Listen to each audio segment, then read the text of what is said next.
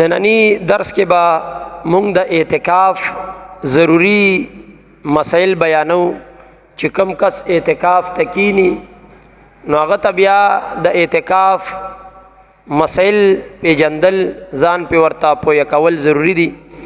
اول نمبر د اعتکاف نیت ته نویتو سنت الاعتکاف یا پښتو کې زه د سنت اعتکاف نیت کوم. او بیا د معتکف د پاره پکار دی چې د اعتکاف په دوران کې په حالت په دوران اعتکاف کې ځان د دې سيزونو نساتی.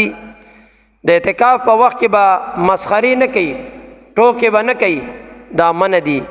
په مسجد کې به په تیز سره قهقها او خندا به نه کوي. تبسم کې خرج نشته دی، خو قهقها او په تیز سره خندا به د اعتکاف په وخت کې په مسجد کې نه کوي. دغه رنګه معتکف به قبله تخپې کوي، نه چې قبله تخپې وغځوي او وغوړوي. مسجد کې به منډې او تړلې نه وخي، شور شغرب به نه کوي. او د مسجد نه به د اعتکاف په دوران کې بهر ته به هم د مسجد نه نوځي، دا منع دي. یو مسجد دی او په هغې کې یو انسان اعتکاف ته ناست دی، خو دغه مسجد کې د جمعې مونځ نشته دی، نو د جمعې مونځ د پاره بل مسجد ته بیا وتی شي. د ضرورت د پاره معتکف د مسجد نه بهر وتی شي، خو د ضرورت نه بلا ضرورت د مسجد نه وتل دا منع دي. دغه رنګه د چا جنازې ته د اعتکاف په دوران کې نشي تللی، د چا بیمار پورسې ته د اعتکاف په دوران کې نه بځي، دا منع دي. جما کول په اعتکاف کې دا منع دي. صوم سکوت هم منع دي، او د اعتکاف په دوران کې چپ کې ناستل دا منع دي. ځان سره به د الله ذکر کې، د الله د عظیم کلام تلاوت بکې.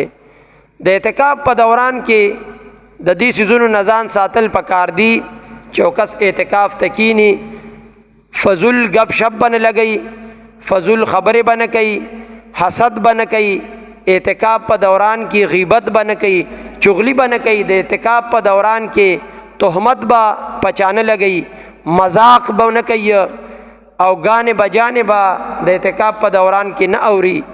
ناحق جنگ جګړې به نه کوي. د اعتکاف په دوران کې به ګیره نه کټ کوي. د اعتکاف په دوران کې د چا دلزاری به نه کوي، او د اعتکاف په دوران کې بدګماني به نه کوي. د اعتکاف په دوران کې به نشې نه کوي، ځکه دا سيزونه ټول منع دي. د اعتکاف په دوران کې گیمونه به نه کوي، لړوګانې به نه کوي، پبجي گیمونه به نه کوي. دا ټول فضول سيزونه دي. مومن مسلمان ته پکار دي چې د دې نسو کې اجتناب وکړي. دغه رنګه معتکف سړی به د اعتکاف په دوران کې ضروری خبرې کولی شي، د خیر خبرې کولی شي، او د الله جل جلاله ذکر بکې. دا اعتکاف په دوران کې د قرآن عظیم شان تلاوت بکې په اعتکاف کې. او دغه رنګه نور اوراد وظایف درود شریف د اعتکاف په دوران کې بدا کوي. قرآن او حدیث درس او تدریس هم د اعتکاف په دوران کې کولی شي. افطاری او سحری رو جماعت پېشمنی په مسجد کې کولی شي.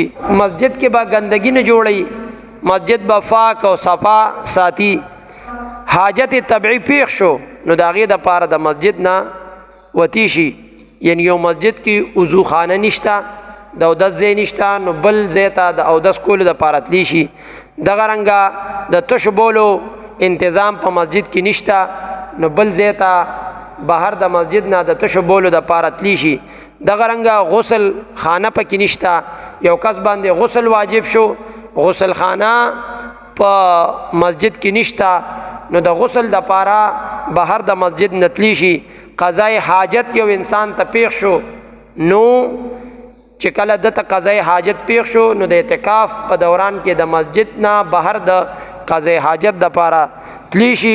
معتکف ته پکار دی چې د اعتکاف په دوران کې خوب کم کوي، او د الله تعالی ذکر، عبادت، تلاوت، درود شریف دا ډیر وای. رب ذوالجلال دې مونږ او تاسو لا په دې بابرکته میاشت کې د اعتکاف کولو توفیق را نصیب کی او رب ذوالجلال دې زمونږ د عبادتونه د رمضان د روزي ذکرونه تلاوتونه خپل عظیم بارگاه کې په ډیر سو قبول او منظور